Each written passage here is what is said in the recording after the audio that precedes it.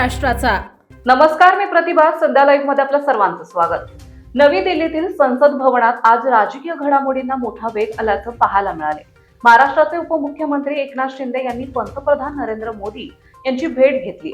संसद भवनातील पंतप्रधान कार्यालयात पार पडलेल्या या बैठकीत जवळपास तासभर महाराष्ट्रातील महत्त्वाकांक्षी विकास प्रकल्पावर सविस्तर चर्चा झाली. यासोबतच पंतप्रधान मोदी यांनी एनडीएत सहभागी झालेल्या नवनिर्वाचित खासदारांशीही विशेष संवाद साधत त्यांना काही कडक मार्गदर्शक सूचना दिल्या आहेत.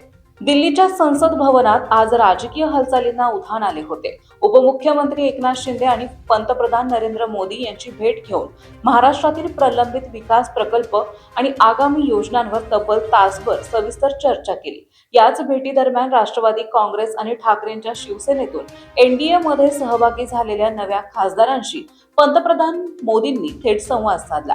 खासदारांशी संवाद साधताना पंतप्रधानांनी देशाच्या समतोल विकासावर भर दिला. महाराष्ट्र हे आधीपासूनच एक प्रगत आणि विकसित राज्य आहे. मात्र एकेकाळी समृद्ध असलेला बंगाल आणि ओडिशा या पूर्ण भारतातील राज्यांचा विकासही देशाच्या समृद्धीसाठी अत्यंत महत्त्वाचा आहे, असे मत त्यांनी व्यक्त केले.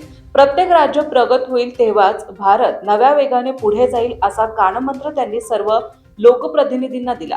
दरम्यान संसदेत गैरहजर राहणाऱ्या आणि अभ्यास न करता वक्तव्य करणाऱ्या खासदारांना पंतप्रधानांनी कडक इशारा दिलाय.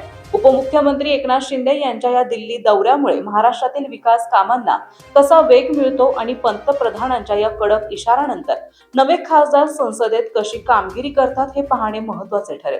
ताज्या आणि महत्त्वपूर्ण बातम्या पाहण्यासाठी आजच आमच्या संध्या लाईव्ह न्यूज चॅनलला YouTube वर सबस्क्राईब करा आणि बेल आयकॉन प्रेस करा.